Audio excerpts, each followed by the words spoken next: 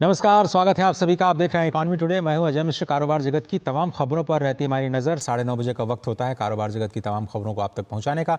बाजारों में लगातार गिरावट का दौर जो है वो आज भी जारी है। बताएंगे क्यों। सबसे पहले शुरुआत करते हैं टॉप लाइन्स के साथ। वित्त मंत्री निर्मला सीतारमण ने की मैक्सिको में टेक लीडर्स राउंड टेबल बैठक की अध्यक्षता। भारत और मैक्सिको के बीच सहयोग को रफ्तार देने पर की चर्चा। स्टार्टअप और शिक्षण संस्थानों में सहयोग के जरिए एक साथ मिलकर के काम कर सकते हैं दोनों देश। भारत 2030 तक बनेगा दुनिया की तीसरी सबसे बड़ी अर्थव्यवस्था। S&P ग्लोबल की रिपोर्ट में जताई गई उम्मीद। सरकार की ओर से स्थानीय मैन्युफैक्चरिंग को समर्थन से बढ़ा निवेश और निर्यात। बीते 10 सालों में डायरेक्ट टैक्स कलेक्शन में 182% की बढ़ोतरी। कॉर्पोरेट टैक्स होगा दोगुना। आयकर विभाग ने जारी किए आंकड़े। और आज फिर से गिरावट के साथ खुले भारतीय शेयर बाजार। सेंसेक्स 247 अंकों की गिरावट के साथ करीब 80,760 और निफ्टी 114 अंकों की तेज गिरावट के साथ 24,635 पर खुला।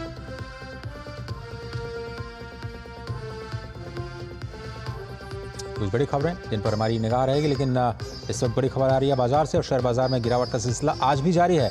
कल की गिरावट के बाद आज जो बाजारों की शुरुआत हुई है, निफ्टी से जो संकेत मिल रहे थे, उसके बाद आज शुरुआत नेगेटिव बायस के साथ 123 अंक नीचे गिफ्ट निफ्टी दिखाई दिया। आज सुबह के कारोबार में 24,737 है। एनालिस्ट मानते हैं कि स्ट्रेच्ड वैल्यूएशन की वजह से मुनाफा वसूली इस वक्त बाजार में दिखाई दे रही है। हावी है मुनाफा वसूली। खासतौर पर देखें तो दिवाली के मौसम में लोगों को सतर्क रहने की सलाह दी जा रही है। दिवाली से पहले फ्रेश एंट्री न करने की सलाह और चुनिंदा स्टॉक्स में बहुत ही सोच समझ करके आपको उतरने की सलाह। आज 114 अंक नीचे 24,577। इस वक्त 170 अंक नीचे कारोबार कर रहा है। 548 अंक से ज़्यादा सेंसेक्स गिर चुका है।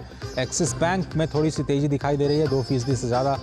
ये 2.6% ऊपर कारोबार कर रहा है। आयशर मोटर्स, विप्रो, सन फार्मा और एयरटेल कुछ ऐसे स्टॉक्स हैं जहां पर इस वक्त थोड़ी सी बढ़त शुरुआती कारोबार में दिख रही है।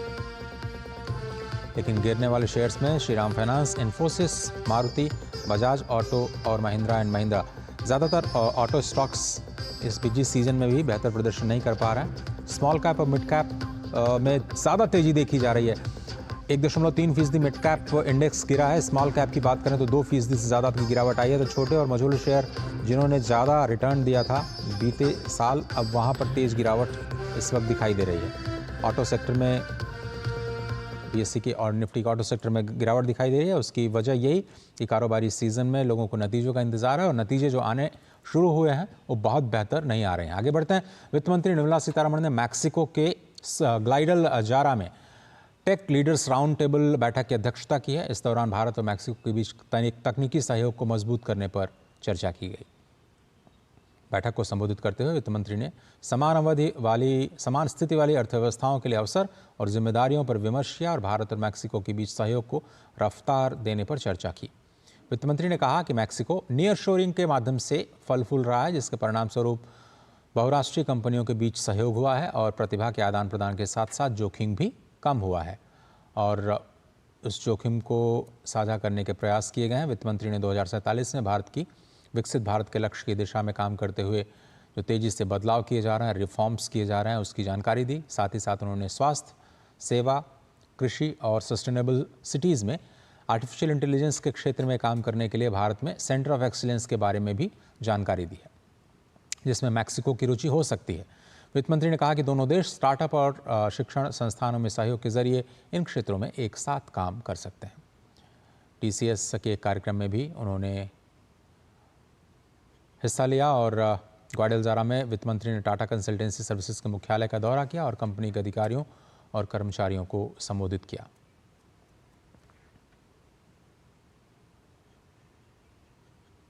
केंद्रीय सड़क परिवहन और राजमार्ग मंत्री नितिन गडकरी ने गुरुवार को नीति आयोग द्वारा आयोजित इंटरनेशनल मेथनॉल सेमिनार और प्रदर्शनी का दिल्ली में उद्घाटन किया।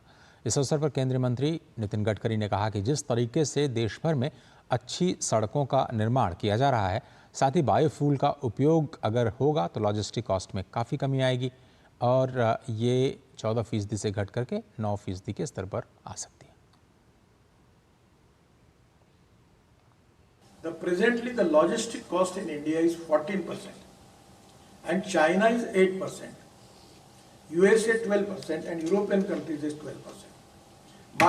By adopting these policies and using indigenous alternative fuel or biofuel, I am 100% sure that, and we are making good roads, we are making a lot of green express highway access control, and if the fuel is cost effective, I am 100% sure that within 2 years, we are going to reduce the logistic cost up to single digit, 9%.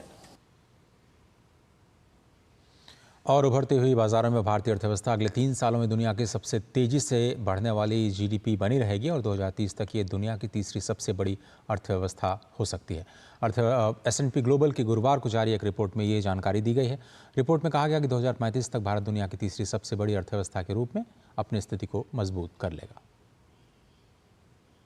S&P global की report में आगे कहा गया कि भारत ने अपने समकक्षों की तुलना में ज़्यादा सुधार किया है और अगले दशक में ये रफ्तार और भी बढ़ने की उम्मीद है। आपूर्ति श्रृंखला के दूसरे देशों में शिफ्ट होने का फ़ायदा भारत को भी मिल सकता है। S&P ग्लोबल मार्केट इंटेलिजेंस की रिपोर्ट के मुताबिक विकसित अर्थव्यवस्थाओं के साथ मुकाबला करने के लिए सरकार की ओर से स्थानीय मैन्युफैक्चरिंग का समर्थन किया जा रहा है। इससे भारत में निवेश आकर्षित करने में सफलता मिलेगी और निर्यात को भी बढ़ाने में सफलता मिली है।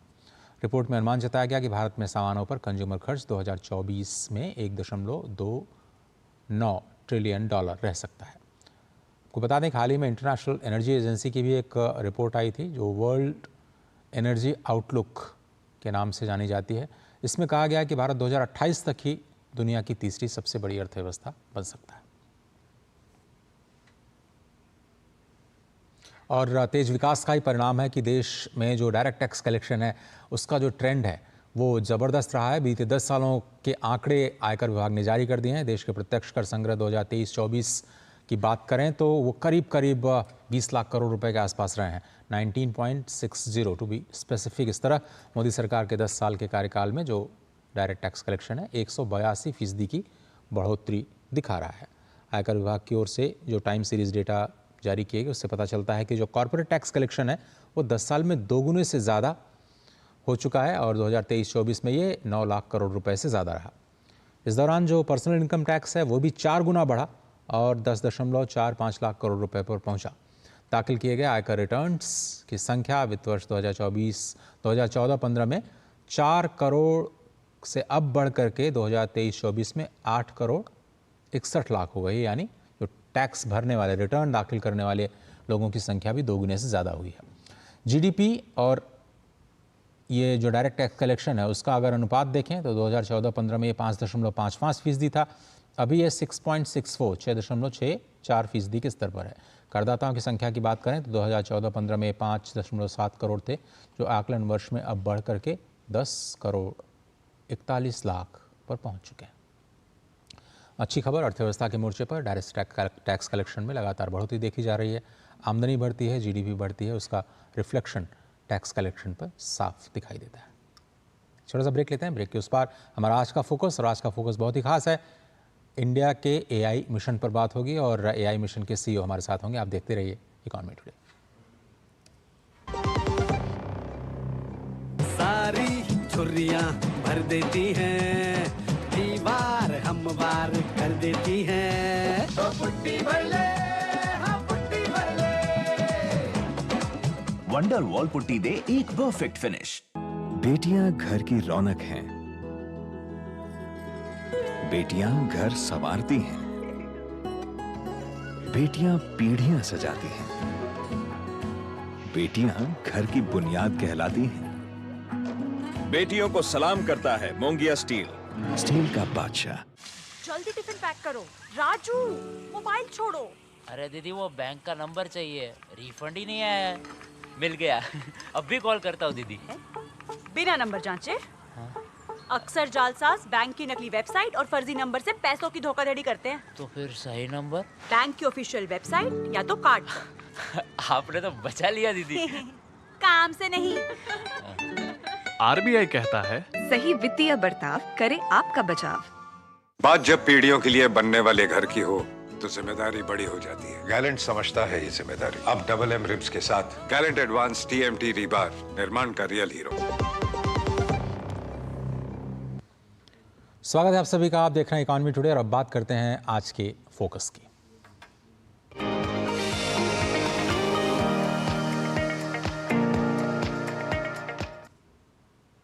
आज के फोकस में आज हम चर्चा करेंगे इंडिया आर्टिफिशियल इंटेलिजेंस मिशन की।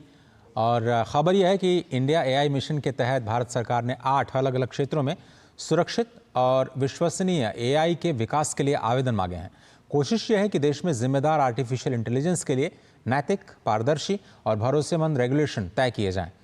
Machine unlearning, synthetic data generation, AI bias mitigation, ethical AI frameworks, privacy enhancing tools, explainable AI governance testing और एल्गोरिथम ऑडिटिंग टूल्स के इन 8 थीम्स पर AI डेवलपमेंट के आवेदन मांगे गए।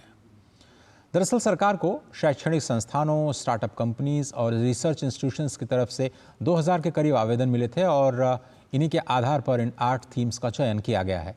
इसके साथ ही भारत ने इंडिया AI सेफ्टी इंस्टीट्यूट के निर्माण को भी मंजूरी दी है। भारत को ग्लोबल AI इकोसिस्टम में एक भरोसेमंद देश के रूप में स्थापित करने की दिशा में एक अहम कदम के रूप में इसे देखा जा सकता है। देश में जिम्मेदार AI के निर्माण और विकास के लिए एक मजबूत गवर्नेंस सिस्टम बनाने के लिए मंत्रालय लगातार दुनिया भर के विशेषज्ञों के साथ चर्चा कर रहा है। और इसी विषय को और ज़्यादा बेहतर तरीके से समझने के लिए इंडिया AI मिशन के CEO इस वक्त हमारे साथ जुड़ रहे हैं, अभिषेक सिंह जी, जो कि एडिशनल सेक्रेटरी हैं MIT में। सर, बहुत बहुत धन्यवाद वक्त निकालने के लिए। तो आज तो इंडिया मोबाइल कांग्रेस में जो आर्टिफिशियल इंटेलिजेंस में और ख़ासतौर पर रिस्पॉन्सिबल AI की बात प्रधानमंत्री ने की और ग्लोबल रेगुलेशन की एक अपील की है। तो अभी हम लोग किस स्टेज पे हैं सर, ये समझना चाह रहे हैं। और अगर आप शुरुआत इंडिया मोबाइल कांग्रेस के साथ ही करें, फिर उसके बाद हम AI मिशन पे आते हैं सर। धन्यवाद। देखिए, जैसा इंडिया मोबाइल कांग्रेस में माननीय प्रधानमंत्री जी ने क्लियरली कहा कि AI के क्षेत्र में भारत उस पॉलिसी का सपोर्ट करता है कि जहां हम AI का उपयोग करेंगे सर्विसेज को और बढ़िया तरीके से डिलीवर करने के लिए, लोगों को एम्पावर करने के लिए, उसके बेनिफिट्स को हार्नेस करने के लिए, एप्लीकेशंस को डेवलप करने के लिए, हेल्थ केयर हो, एग्रीकल्चर हो, स्मार्ट सिटीज हो, एजुकेशन हो, अलग अलग क्षेत्रों में। बट साथ में हमको एक सुरक्षित AI का कैसे हम विकास कर पाए, ये भी बहुत बहुत महत्वपूर्ण इंपॉर्टेंट फैक्टर है। और इसको करने में एक ग्लोबल गवर्नेंस फ्रेमवर्क चाहिए होता है, बिकॉज AI ऐसी टेक्नोलॉजी है जिसमें जो इसका जो मूल फाउंडेशनल मॉडल होता है वो कई वेस्टर्न कंट्रीज में ज़्यादा डेवलप हुआ है, अमेरिका, चाइना में काफ़ी ज़्यादा डेवलप होता है। उसके बाद उसके जो एप्लीकेशंस हैं वो कई और देशों में होते हैं, भारत उनमें से एक अग्रणी देश है, और जो यूजर्स होते हैं वो किसी और देश में हो सकते हैं। तो इसके लिए ग्लोबल गवर्नेंस फ्रेमवर्क बनाने की आवश्यकता है। भारत बहुत सारे इंटरनेशनल फोरम्स पे, जैसे global partnership on artificial intelligence है, उसका इस वर्ष चेयर है। गत वर्ष दिसंबर में उसकी एक समिट हुई थी, फिर इस साल जुलाई में एक मिड ईयर समिट हुई थी।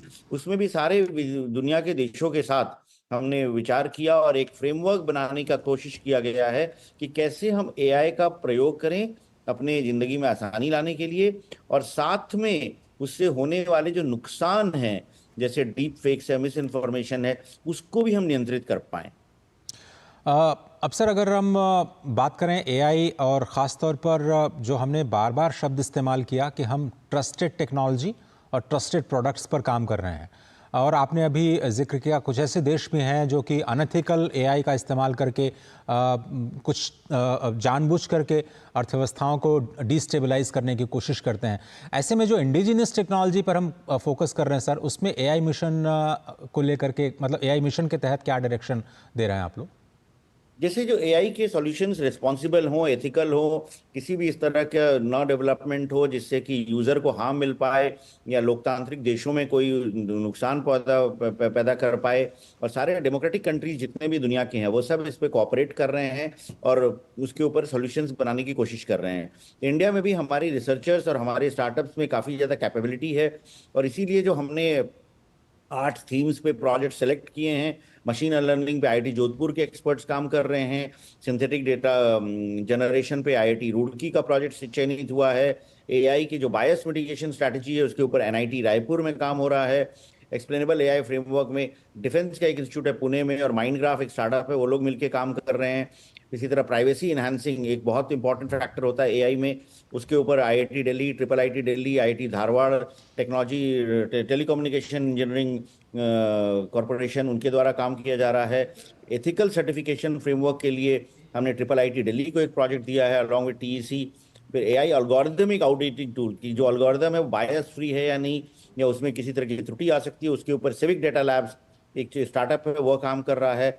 और एआई गवर्नेंस फ्रेमवर्क के लिए हमारे पास उसके ऊपर भी काम किया जा रहा है। तो ये सारा प्रयास ये है कि हमारे पास ऐसे टूल्स बन पाएं कि एआई का जो भी एप्लीकेशन डेवलप हो, वह जो हमारा एथिकल रिस्पॉन्सिबल फ्रेमवर्क है सेफ और ट्रस्टेड एआई बनाने का, उसको कंफर्म करता है या नहीं, उसके ऊपर चेक हो पाए। तो इससे एक टूल किट तैयार हो जाएगा जिससे कि हम चेक कर पाएंगे कि आर्टिफिशियल इंटेलिजेंस के सॉल्यूशंस लोगों को बेनिफिट ही दे रहे हैं, और अगर कोई हार्म कर रहे हैं तो उसको हम कैसे रोक सकते हैं, कैसे प्रिवेंट कर सकते हैं। अभिषेक सर, इंडिया के जो स्किल सेट्स हैं इस पूरे इकोसिस्टम में, ग्लोबली हम उसको अगर हम कंपेयर करें तो हम अपने आप को कहाँ पाते हैं? ये माना जाता है अक्सर कि अमेरिका से शुरू हुआ एआई का पूरा सिलसिला, उन्होंने ही टेक्नोलॉजी इंट्रोड्यूस की, वो अपने हिसाब से चीज़ों को मोल्ड करेंगे। क्या हमारे पास वो क्षमता है कि हम अपना खुद का एआई या फिर जो ग्लोबल स्टैंडर्ड है उसको मीट कर पाएँ? बार बार हम लोग कहते हैं हम ग्लोबल हब बनने की कोशिश या उस दिशा में जा रहे हैं आगे। ये एआई स्किल पेनिट्रेशन की बात होती है। स्टैनफोर्ड एआई इंडेक्स की एक रिपोर्ट है और टॉर्टोइज एआई की एक और रिपोर्ट आई है एआई के ऊपर अभी, उसमें इंडिया को एआई स्किल पेनिट्रेशन का नंबर 1 देश माना गया है। एआई ट्रेन्ड प्रोफेशनल्स जो हैं, एआई इंजीनियर्स जो हैं, एल्गोरिदम राइटर्स जो हैं, कोडर्स जो हैं, उस क्षेत्र में हम दुनिया के सबसे बड़े देश में से उभर के आए हैं। हमारे देश में स्किल की कोई कमी नहीं है, टैलेंट की कोई कमी नहीं है, प्रतिभा बहुत है। हमें आवश्यकता क्या है कि एआई के लिए 3 चीजें चाहिए होती हैं: स्किल, डेटा, कंप्यूट। स्किल है हमारे पास है, लोग हमारे पास हैं, टैलेंटेड लोग हैं। डेटा भी हमारे पास काफी ज्यादा संख्या में है, क्योंकि डिजिटाइजेशन, डिजिटल इंडिया के प्रोजेक्ट्स के माध्यम से काफी ज्यादा हो चुका है। कंप्यूट एक कमी है जो कि हमारे देश में कम है, और इस वजह से बहुत सारे हमारे रिसर्चर्स इंडिया छोड़ करके बाहर चले जाते हैं, और वो जो दुनिया के तमाम कंपनीज की जब हम नाम सुनते हैं उसमें बहुत सारे भारतीय मूल के डेवलपर्स, इंजीनियर्स काम कर रहे हैं। तो हम अब इंडिया एआई मिशन के तहत इंडिया में ही सुपर कंप्यूट इंफ्रास्ट्रक्चर 10,000 जीपीयू से ज़्यादा बनाने का टेंडर कर चुके हैं, और वो दिसंबर तक ये कंप्यूट अवेलेबल हो जाएगा, जिससे कि हमारे रिसर्चर्स जो हैं और हमारे जो टैलेंटेड यूथ है, जो इंजीनियर्स हैं, वो इंडिया में ही एआई एप्लीकेशन डेवलप कर पाएंगे। और इससे न सिर्फ हमें बेनिफिट मिलेगा, बल्कि दुनिया के ग्लोबल साउथ के जो देश हैं उनको भी इन सॉल्यूशन से काफ़ी ज़्यादा लाभ पहुंचेगा। सर, अब हम बात करते हैं जो सेंटर ऑफ एक्सीलेंस के, अभी 3 सेंटर ऑफ एक्सीलेंस शुरू किए गए हैं, और ये कहा जा रहा है कि ये शायद एग्रीकल्चर के सेक्टर में, और जो मुझे ध्यान नहीं आ रहा, आप मुझे प्लीज़ थोड़ा गाइड करेंगे कि ये जो सेंटर ऑफ एक्सीलेंस है कैसे काम करेंगे, और माइटी कैसे उनके साथ मिलकर काम कर रहा है? Higher education, department of higher education ने अभी पिछले हफ्ते अनाउंस किया 3 सेंटर्स ऑफ एक्सीलेंस। एग्रीकल्चर में आईआईटी रोपड़ में एस्टैब्लिश किया जा रहा है, हेल्थ के लिए एम्स में एस्टैब्लिश किया जा रहा है, और सस्टेनेबल सिटीज़ के लिए आईआईटी कानपुर में एस्टैब्लिश किया जा रहा है। तो ये जो तीनों सेंटर्स फॉर एक्सीलेंस हैं, ये रिसर्च करेंगे इस क्षेत्र में एप्लीकेशंस डेवलप करने के लिए, और मेटी उनके साथ इंडिया एआई मिशन का पूरा इसमें कनेक्शन है। और जो प्रोडक्ट्स डेवलप होंगे रिसर्च के माध्यम से, जो सॉल्यूशंस डेवलप होंगे, उनको गो टू मार्केट, उनको हम पॉपुलराइज कैसे करें, उनको हम डिप्लॉय कैसे करें, वो इंडिया एआई मिशन का काम होगा। तो इंडिया एआई मिशन और डिपार्टमेंट ऑफ हायर एजुकेशन मिल करके इस क्षेत्र में काम करेगा। हमारा जैसे एप्लीकेशन डेवलपमेंट इनिशिएटिव है, इसमें एआई का एक बहुत सिंपल एप्लीकेशन है कि हम ट्यूबरकुलोसिस को स्कैन इमेज को एआई मॉडल से डिटेक्ट कर सकते हैं। जी सर। जब एम्स के जो हेल्थ की सीओई है उसमें यह परीक्षण हो जाएगा कि हाँ भैया ये एआई का टूल है, ये अच्छा काम कर रहा है, डॉक्टर्स उसको प्रमाणित कर देंगे। तो फिर हम इंडिया एआई मिशन के माध्यम से मिनिस्ट्री ऑफ हेल्थ के साथ मिलकर के इस सॉल्यूशन को हर ऐसे अस्पताल में जहां एक्सरे मशीन है, जहां एक्सरे हो सकता है परंतु रेडियोलॉजिस्ट क्वालिफाइड नहीं है, तो वहां एआई टूल रेडियोलॉजिस्ट का काम करेगा और लोगों को बीमारी को डायग्नोज करने में जल्दी मदद करेगा, जिससे कि हम हेल्थ केयर की रीच को अपने सुदूर क्षेत्रों में पहुंचाने में सफल हो पाएंगे। अभिषेक सर, अंतिम सवाल आपसे कि क्या हम एआई के क्षेत्र में भी डीपीआई जैसी कहानी को दोहराने जा रहे हैं? भारत क्या उस ऐसे ही मॉडल को लेकर के जा रहा है जिसमें सरकार एआई का इंफ्रास्ट्रक्चर बनाएगी और उसके बाद सभी स्टेक होल्डर्स को इनवाइट किया जाएगा उसका इस्तेमाल करने के लिए? बिल्कुल, इंडिया एआई मिशन का जो पूरा डिजाइन है, जो आर्किटेक्चर है, वो उसी तर्ज पे बनाया गया है कि बेसिक बिल्डिंग ब्लॉक, किसी को भी एआई एप्लीकेशन बनाने के लिए जो चीजों की आवश्यकता होती है, जैसे कंप्यूट की आवश्यकता होती है, डेटा सेट्स की आवश्यकता होती है, प्लस फंडिंग, फाइनेंसिंग, ट्रेनिंग की आवश्यकता होती है, जी। तो वह सब कुछ इंडिया एआई मिशन के तहत प्रदान किया जा रहा है। और जब ये सॉल्यूशन डेवलप हो जाएंगे, डिप्लॉय हो जाएंगे, तो भारत के लोगों को तो लाभ पहुंचेगा ही, और हमारी जो कंपनीज है, हमारी जो स्टार्टअप्स है, हमारे सरकार के साथ मिलकर के इसको बनाएंगी और फिर इसको पूरे देश में दे पाएंगी। तो जैसे यार डीपीआई के बारे में पूरी दुनिया बात कर रही है, उसको डिप्लॉय कर रही है अलग अलग देशों में, इसी तरह एआई भी डीपीआई के ऊपर एक लेयर हो जाएगा और डीपीआई की जो सर्विसेज है वो और ज़्यादा एनहांस हो जाएंगी। तो एआई की जो हमारी डिज़ाइन है, स्ट्रैटेजी है, वो डीपीआई के जो सक्सेस है उसी पर आधारित है। अभिषेक सिंह सर, बहुत धन्यवाद। हमेशा की तरह बहुत अच्छा लगा आपसे बात करके, और एआई मिशन में जो अभी करंट डेवलपमेंट्स हैं उसके बारे में जानकारी मिली। बहुत धन्यवाद आपको। छोटा सा ब्रेक लेते हैं। आप देख रहे हैं इकोनॉमी टुडे। बात जब पीढ़ियों के लिए बनने वाले घर की हो तो जिम्मेदारी बड़ी हो जाती है। गैलेंट समझता है ये जिम्मेदारी। अब डबल एम रिब्स के साथ गैलेंट एडवांस टीएमटी रीबार, निर्माण का रियल हीरो। ये तुम्हारा खेत नहीं, खेल का मैदान है। अकेले क्या कर लोगे? अकेले नहीं, मेरे साथ है मेरा यार, जिसके सामने हुई अड़ियल मंडूसी की भी हार तुम्हारी तरह। IIL के ट्रैक्टर ब्रांड का मिलियन, गेहूं का पहरेदार, अड़ियल मंडूसी की हार। आप देख रहे हैं इकोनॉमी टुडे, और अब कारोबार जगत की दूसरी बड़ी खबरें आपको दिखाते हैं इस खास हमारे बिजनेस रैप में। तो फटाफट अंदाज में आपको इन खबरों के साथ छोड़े जाते हैं। इकोनॉमी टुडे की पूरी टीम को दीजिए इजाजत। नमस्कार। आरबीआई ने नियम से ज्यादा ब्याज वसूलने वाली 4 नॉन बैंकिंग फाइनेंस कंपनियों पर बड़ी कार्रवाई की है। आरबीआई ने Aashirvad micro finance limited, Arohan financial services limited, DMI finance private limited और नवी फिनसर्व लिमिटेड कंपनियों के लोन सैंक्शन और वितरण करने पर रोक लगा दी है। ये निर्णय 21 अक्टूबर के कारोबारी दिन के अंत से प्रभावी होगा। विदेश मंत्रालय ने मॉरिशस सरकार को 487 करोड़ रुपए की लाइन ऑफ क्रेडिट देने की घोषणा की है। ये रुपए डिनोमिनेटेड बॉन्ड होगा। भारत सरकार मॉरिशस को जल पाइपलाइन के रिप्लेसमेंट के लिए ये फंडिंग प्रदान कर रही है। दिल्ली में आयोजित इंडिया मोबाइल कांग्रेस का आज अंतिम दिन है। इसके तहत गुरुवार को भारत मंडपम में ट्राई ने प्रसारण क्षेत्र में उभरते रुझान और प्रौद्योगिकी पर संगोष्ठी का आयोजन किया। इसमें इमर्सिव टेक्नोलॉजीज, D2M और 5G प्रसारण के साथ डिजिटल रेडियो प्रौद्योगिकी पर सत्र आयोजित किए गए। सीबीडीटी ने आयकर अधिनियम 1961 के तहत अपराधों के शमन के लिए संशोधित दिशा निर्देश जारी किए हैं। ये दिशा निर्देश जटिल प्रक्रिया को सरल बनाने के लिए कंपाउंडिंग शुल्क को भी कम करने का काम करेंगे। नेस्कॉम ने एक रिपोर्ट में बताया है कि भारत में एक्टिव जनरेटिव एआई स्टार्टअप की संख्या में 260% की बढ़ोतरी हुई है। रिपोर्ट के मुताबिक 2023 की पहली छमाही की तुलना में 2024 की पहली छमाही में जनरेटिव एआई स्टार्टअप की संख्या 66 से बढ़कर 240 हो गई है। स्टार्टअप की संख्या तेजी से बढ़ने से Bharat generative AI startup ecosystem में दुनिया में 6वें स्थान पर पहुंच गया है। कर्मचारी जमा संबद्ध बीमा EDLI स्कीम के तहत EPFO सदस्यों को अब 7 लाख रुपए तक का लाभ मिलेगा। ये योजना इस साल 28 अप्रैल से लागू मानी जाएगी। सरकार के इस निर्णय से 6 करोड़ से ज्यादा लोगों को लाभ होगा। EDLI योजना के अंतर्गत कर्मचारी की मृत्यु पर उत्तराधिकारी को बीमा का लाभ मिलता है।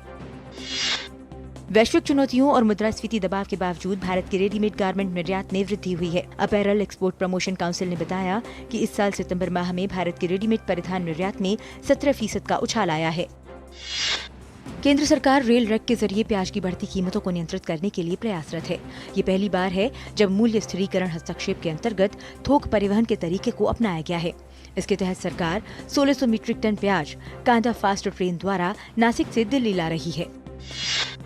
रिलायंस रिटेल वेंचर्स लिमिटेड ने मदर केयर PLC के साथ संयुक्त उद्यम बनाने की घोषणा की है। मदर केयर माता पिता और छोटे बच्चों के लिए उत्पादों का निर्माण करती है। इस समझौते के तहत रिलायंस UK संयुक्त उद्यम में 51% हिस्सेदारी रखेगी, जबकि mother care global brand limited शेष 49% हिस्सेदारी अपने पास रखेगी। मारुति सुजुकी इंडिया लिमिटेड ने मानेसर प्लांट में 1 करोड़ उत्पादन का आंकड़ा पार कर लिया है। कंपनी के CEO ने कहा कि कंपनी की ये उपलब्धि भारत की मेक इन इंडिया के प्रति प्रतिबद्धता को दिखाती है। Hyundai मोटर इंडिया का IPO 2.37 गुना सब्सक्राइब हुआ है। IPO में सबसे ज्यादा बोली क्वालिफाइड इंस्टीट्यूशनल बायर्स ने लगाई है। कंपनी के शेयर नेशनल स्टॉक एक्सचेंज और बॉम्बे स्टॉक एक्सचेंज पर लिस्ट होंगे।